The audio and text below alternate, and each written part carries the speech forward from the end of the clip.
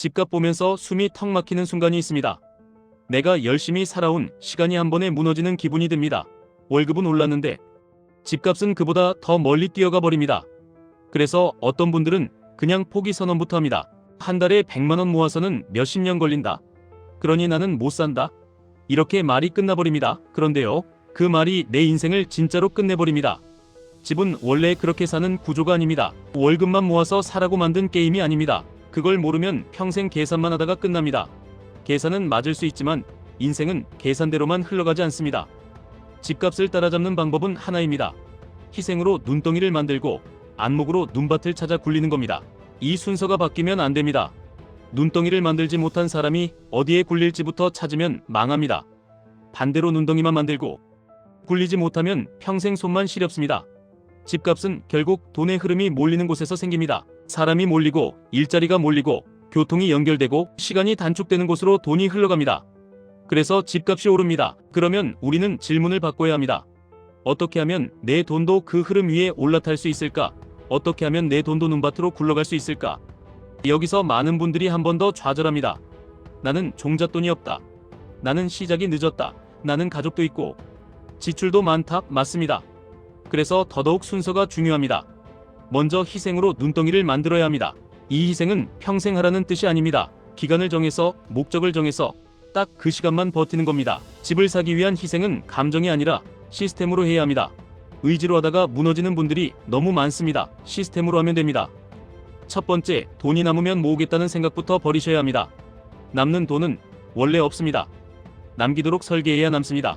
월급날, 다음날 바로 자동이체가 나가야 합니다. 적금이든 청약이든 투자든 이름은 상관없습니다. 중요한 건 우선순위입니다.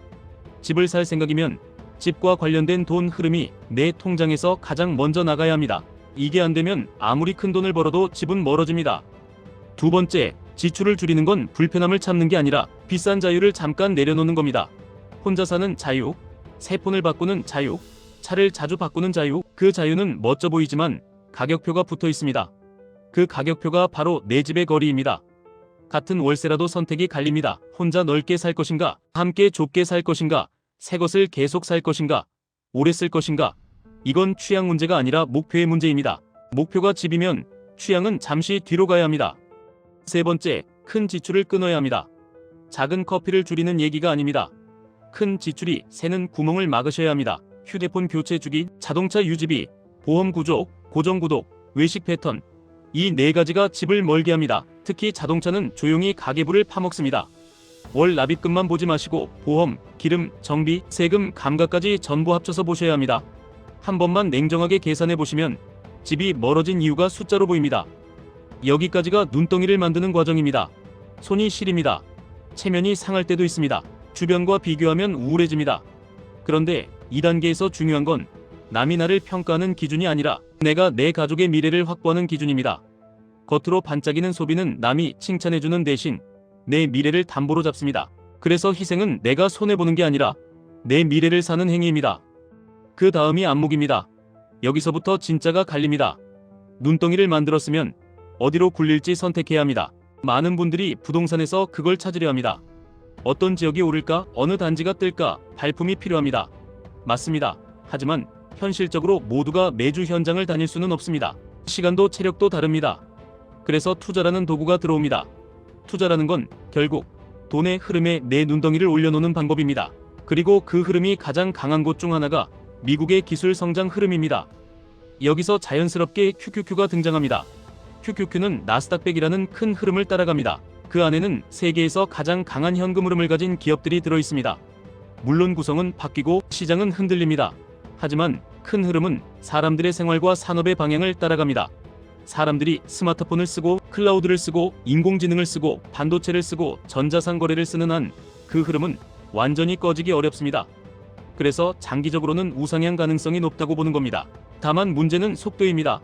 집값은 기다려주지 않습니다. 그래서 많은 분들이 더 빠른 도구를 찾습니다. 그 도구가 QLD와 TQQQ입니다. QLD는 나스닥 100의 일간 움직임을 2배로 추종하도록 설계된 ETF입니다. TQQQ는 3배로 추종하도록 설계된 ETF입니다. 여기서 중요한 단어가 하나 있습니다. 일간입니다. 이 상품은 매일매일 목표 배수를 맞추도록 구조가 돌아갑니다. 그래서 장이 크게 흔들리면 생각보다 회복이 느릴 때가 있습니다. 많이 오를 때는 빠릅니다. 하지만 크게 빠질 때는 훨씬 더 고통스럽습니다. 손실폭이 커지면 마음이 무너지고, 마음이 무너지면 계획이 무너지고, 계획이 무너지면 결국 비싸게 사고 싸게 파는 일이 반복됩니다. 그래서 QLD와 TQQQ는 용기가 아니라 규칙으로 해야 합니다. 여기서 제가 드리고 싶은 메시지는 딱 하나입니다. QLD와 TQQQ는 집값을 따라잡기 위한 마법이 아니라 눈밭을 선택하는 도구입니다. 도구는 강력할수록 사용법이 중요합니다. 사용법을 모르면 칼이 요리도구가 아니라 흉기가 됩니다. 그래서 이 채널에서 다루는 핵심은 어떻게 하면 이 강력한 도구를 내 편으로 만들까, 이 부분입니다. 먼저 현실적인 전제를 깔고 가겠습니다. 투자 권유가 아닙니다. 손실이 날 수 있습니다. 특히 레버리지는 손실폭이 큽니다.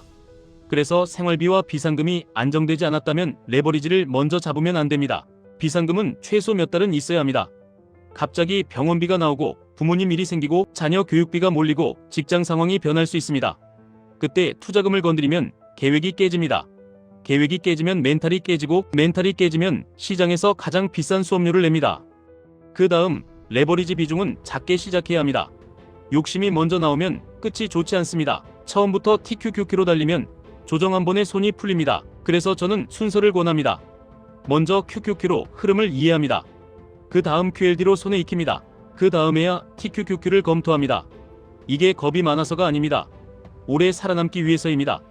집값을 따라잡는 게임은 한방 게임이 아니라 생존 게임입니다. 생존한 사람만 기회를 잡습니다. 그러면 구체적으로 어떻게 하느냐?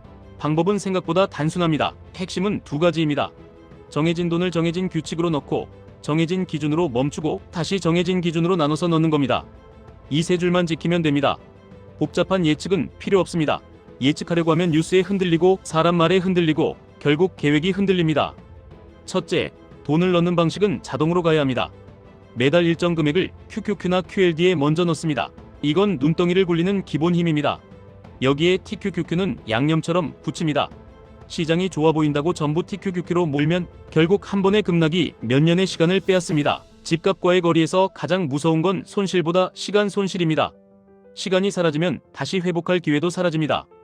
둘째, 멈추는 기준이 있어야 합니다. 많은 분들이 계속 묻습니다. 언제까지 사야 하냐? 언제 멈추냐? 저는 이렇게 권합니다. 기준선 하나만 잡으십시오. 예를 들어 QQQ의 20일 이동평균선 같은 단기 기준, 혹은 200일 이동평균선 같은 장기 기준, 둘 중 하나를 정합니다. 그리고 규칙을 딱 정합니다. 기준선 위에서는 정기 매수, 기준선 아래에서는 현금 대기와 분할 매수, 이게 핵심입니다.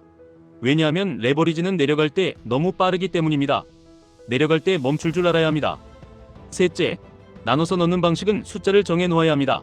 한 번에 넣지 마십시오. 예를 들어 기준선 아래로 내려오면 한 번에 다 넣는 게 아니라 3번이나 4번으로 나눠서 넣습니다. 하락폭이 커질수록 더 넣는 구조로 갑니다. 이렇게 하면 공포를 규칙으로 눌러버릴 수 있습니다. 공포는 사라지지 않습니다. 다만 공포가 내 손을 움직이지 못하게 만드는 게 규칙입니다. 여기서 현실적인 장면을 하나 그려보겠습니다. 시장이 좋을 때는 누구나 천재가 됩니다. QLD가 오르고 TQQQ가 더 빨리 오르고 계좌가 빨갛게 변합니다. 그때 사람은 착각합니다. 나는 이제 방법을 알았다. 이제 더 넣으면 더 빨리 간다. 그리고 그 순간부터 무너집니다.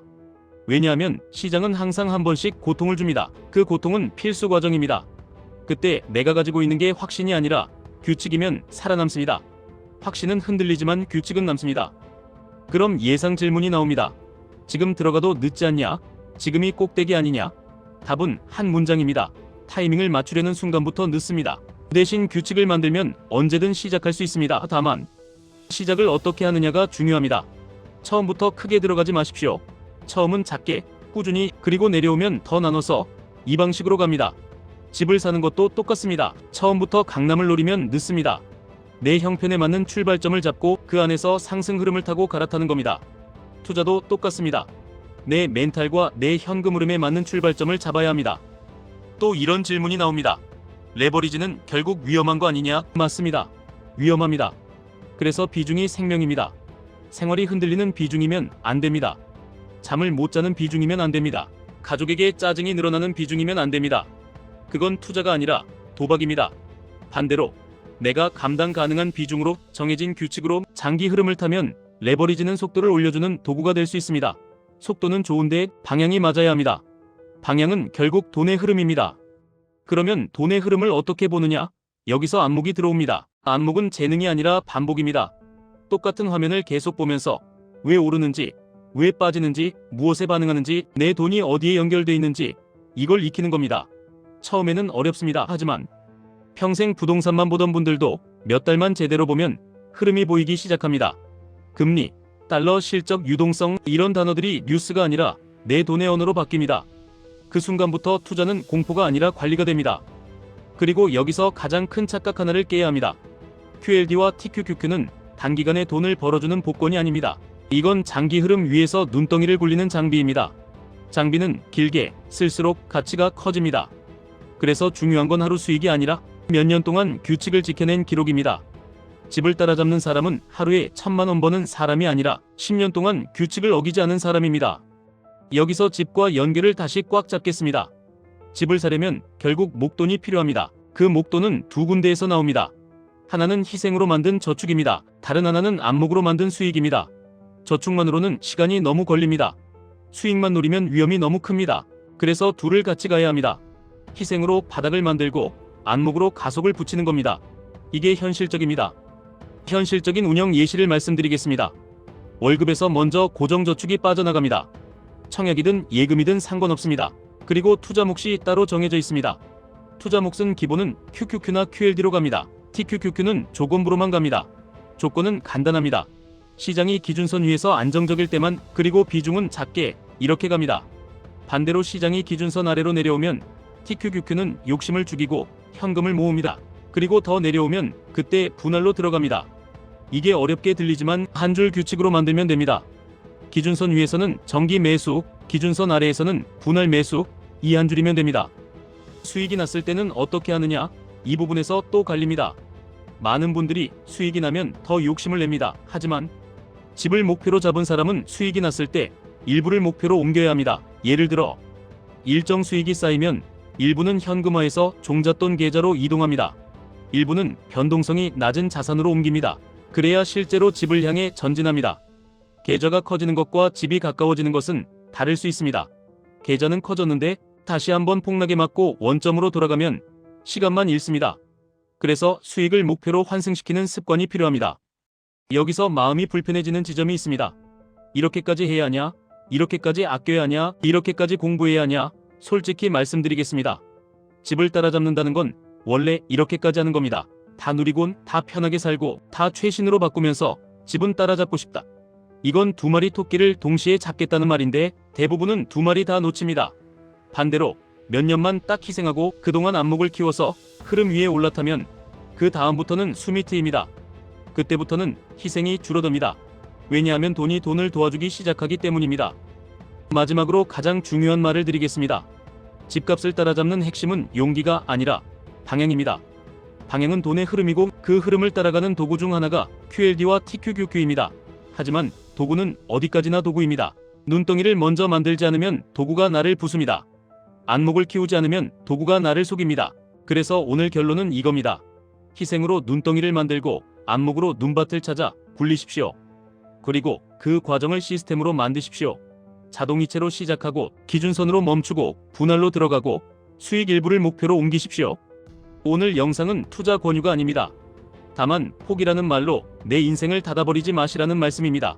집은 계산으로 포기할 문제가 아니라 시스템으로 접근할 문제입니다. 손이 시린 몇 년을 견디면 그 다음은 내 손이 아니라 내 시스템이 일합니다. 그때부터 집은 꿈이 아니라 계획이 됩니다.